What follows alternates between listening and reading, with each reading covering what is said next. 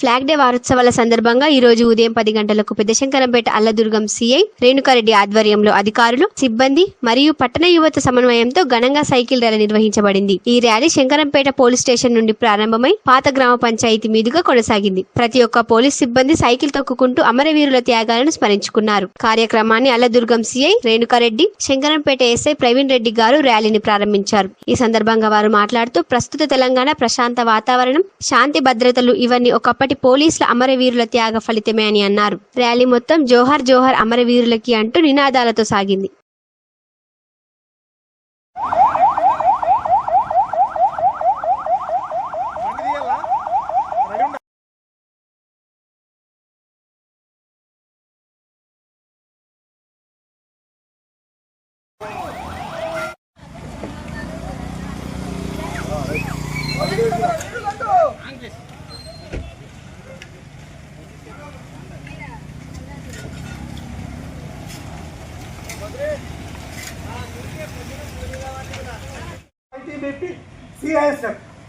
ఇవి మళ్ళా అంతర్గత రక్షణ అంటే మనము పోలీస్ వీళ్ళలో చనిపోయే జవాన్లు కానీ ఆఫీసర్స్ కానీ ఎవరు ఉన్నా వీరమరణము పొందినట్లే.